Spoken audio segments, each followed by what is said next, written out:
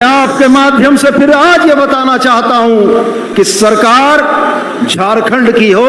तो झारखंड के हित में फैसले होंगे, सरकार विदेशियों की होगी तो फैसले झारखंडियों के हित में नहीं होंगे। पिछले 19 के चुनाव में झारखंडी जनता का बड़ा आशीर्वाद हमें प्राप्त हुआ, लेकिन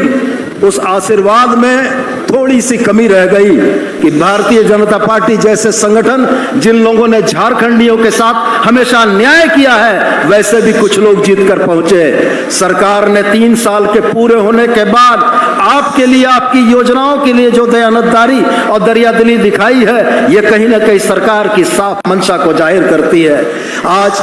माननीय मुख्यमंत्री जिन योजनाओं का लोकार्पण करने वाले हैं, उन योजनाओं में सावित्रीबाई फुले किशोरी समृद्धि योजना एक बड़ी महत्वपूर्ण और सामाजिक दृष्टिकोण से पिछड़े हमारे बच्चियों के लिए एक बड़ी महत्वपूर्ण योजना होगी। आज झारखंड आंदोलन की शुरुआत के इस झंडा मैदान में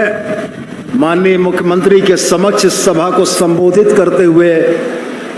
मैं कहीं ना कहीं गौरवान्वित महसूस कर रहा हूं कि दिशोम गुरु शिबू सोरेन ने 4 मार्च 1972 को इसी मैदान से झारखंड अलग राज्य का नारा दिया था। झारखंड अलग राज्य के नारे में और उस संघर्ष ने हमें आज अलग राज्य दिया, और हमें बड़ी खुशी है कि आदरणीय दिशोम गुरु शिबू सोरेन जी को बतौर मुख्यमंत्री और हमारे माननीय मुख्यमंत्री हेमंत सोरेन जी को इस मैदान से, इसी मंच से अपने लोगों को, अपने कार्यकर्ताओं को संबोधित करने का अवसर मिला, और हम और आप तमाम लोग इस बात के साक्षी और गवाह हैं।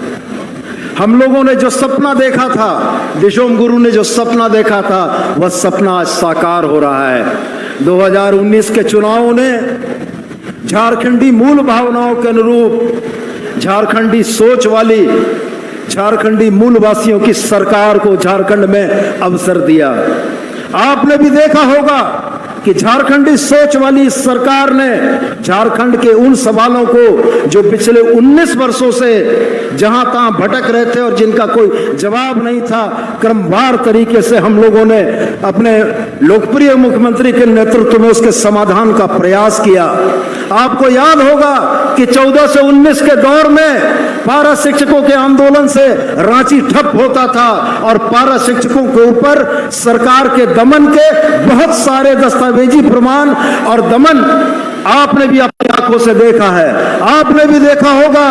कि आंगनबाड़ी सेविका सहायिकाएं, हमारी बहनें जो यहाँ बैठी हुई हैं, रांची में उन पर लाठियां चली। आपको यह महसूस हुआ होगा कि जो भी झारखंड के बुनियादी मूलवासी बाल बच्चे थे, उनके सवालों को कभी भी पिछली सरकारों ने गंभीरता से नहीं सुना। लेकिन हम लोग यह जानते थे कि जिस दिन झारखंड के भूमि पुत्र को आप झारखंड के मुख्यमंत्री की गद्दी पर बैठाएंगे और उसको बहुमत की ताकत देंगे, आपके तमाम सवालों को हल करने की सबसे ईमानदार कोशिश होगी।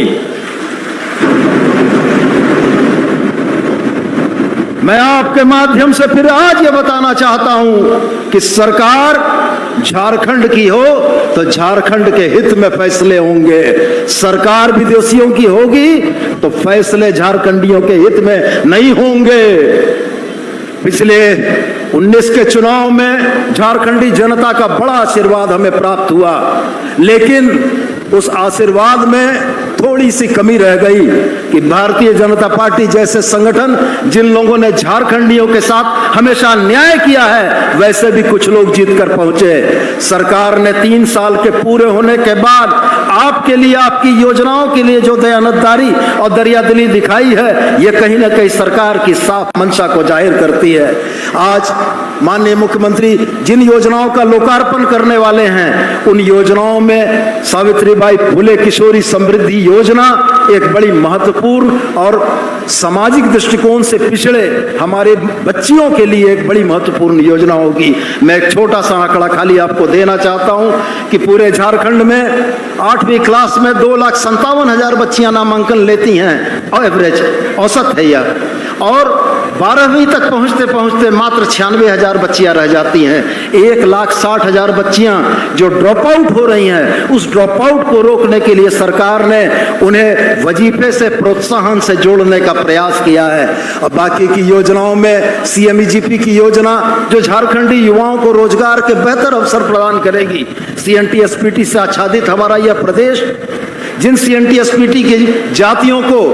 बैंक से लोन नहीं मिलता था, सरकार ने दिल खोल के उनको समर्थन देने का प्रयास किया है। और आज इस मंच से मैं यही आह्वान करना चाहता हूं कि सरकारी प्रशासन निश्चित रूप से योजनाओं को धरातल पर उतारने का महती और महत्वपूर्ण कार्य करेगा, लेकिन हमारे कार्यकर्ता पंचायतों में जाकर गांव घरों से आहर्ता रखने वाले लोगों को लाकर सरकार की योजनाओं का लाभ दिलाएंगे, तब हेमंत बाबू का 100% आच्छादन का सपना पूरा होगा। और मैं उम्मीद करता हूं कि आज जब आप यहां से अपने घरों को लौटेंगे तो ये संकल्पित होकर लौटेंगे कि सरकार की योजनाओं का 100% सैचुरेशन, 100% आच्छादन कराने की दिशा में आप प्रशासन के साथ कंधे से कंधा मिलाकर चलेंगे। मैं इतनी ही बातों के साथ अपने वक्तव्य को समाप्त करना चाहूंगा, क्योंकि मैं यह मानता हूं कि आप हेमंत बाबू का उद्बोधन सुनने को यहाँ जुटे हैं, लेकिन हमारी भी बातें निश्चित रूप से आपको ध्यान देने की जरूरत है। इतना ही कहकर मैं अपना वक्तव्य समाप्त करता हूँ। जय हिंद, जय झारखंड, झारखंड के शहीद अमर रहें।